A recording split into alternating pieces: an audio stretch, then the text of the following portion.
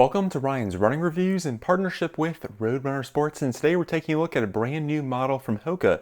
It's the Skyflow. We're also going to compare it to the very popular Clifton 9. Let's run with it. Before we get started, I do want to say these shoes were provided to me by Roadrunner Sports. However, no one had a chance to preview this video, and this final synopsis is my own. I'd also like to say please leave a like on the video and consider subscribing. Here we go. HOKA has been coming out with a ton of different running shoes lately, and the Skyflow is one of them. Now, this is a highly cushioned neutral daily trainer that kind of fits into a somewhat unique category within the HOKA running shoe lineup. It's a bit smaller than the Bondi and a bit larger than the Clifton. However, after trying this shoe, I felt like it was more closely related to the Clifton, as it's a rather versatile, classic neutral daily trainer with some key differences that I do want to talk about. So let's get into it. The Skyflow is the more expensive shoe at $160 compared to the $145 for the Clifton 9. The Skyflow is also the heavier shoe, coming in at 10 ounces for a US men's size 10, while the Clifton comes in at 9.4.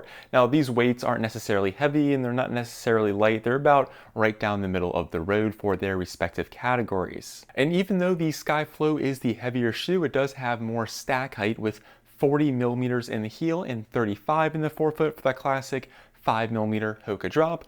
And then the Clifton has 2 less millimeters of stack height with 38 in the heel and 33 in the forefoot for that same 5mm drop. So we're gonna have a slightly taller shoe here with the Skyflow, which is why I think it sits between the Bondi and the Clifton. The Bondi, I believe, has 41 millimeters, so this is pretty much within striking range of that as well. The upper material on both the Clifton and the Skyflow appears to be fairly similar. It's acryl jacquard mesh. I thought the breathability was about average. As far as the fit goes, it was true to size for me. However, I did find the Skyflow to fit a tad bit more narrow compared to the Clifton, especially in the toe box.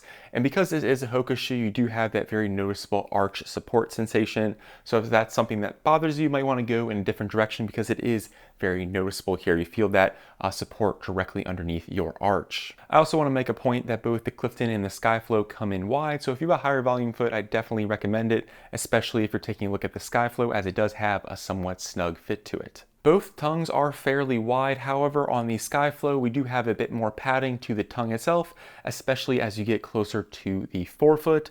And the tongue here is also gusseted on both the lateral and medial side with a strip of engineered mesh keeping it in place. Where on the Clifton, you do have a little bit less padding as you get towards the forefoot, and there's only one strip of engineered mesh on the medial side to keep the tongue in place with no fabric on the lateral side. So a minor difference there, but I do find the Skyflow tongue to be just a bit more plush. If we move towards the back of the shoe, both heel counters are fairly stiff with some more rigidity to the one in the Skyflow. You have about the same amount of padding in the ankle and Achilles area, and I thought they did a good job of keeping your ankle in place. The lockdown on both was solid for me, and I was quite happy with the uppers. Yes, maybe I do wish the Skyflow had some more room, especially towards the front, but other than that, I thought it got the job done and feels very much like a HOKA upper. The biggest difference between these two shoes is the midsole and the type of foam that is used. Now, on the Clifton 9, we have that classic compression molded EVA, which has been HOKA's go-to material for their trainers. And then on the Skyflow, they're mixing it up a bit. We now have a supercritical EVA, a similar kind to what we saw on the brand new, completely redesigned Mach 6. The other key difference is we actually have some stability components built into this neutral shoe.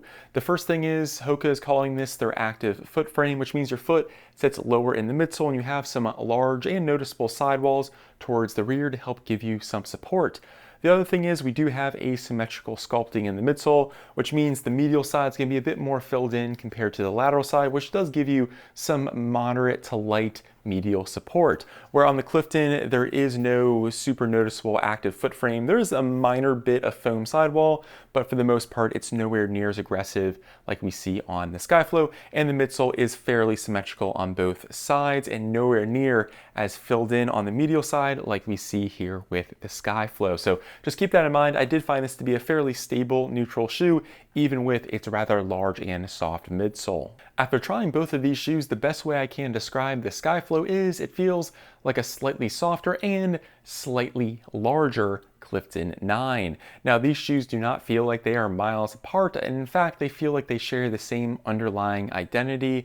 Yes, the Skyflow does have a slightly squishier and more resilient midsole with its supercritical EVA and more noticeable foam sidewalls towards the rear of the shoe. But for me, both of these options have the same kind of range of runs available to them. They're both very versatile daily trainers, do a great job on a variety of runs.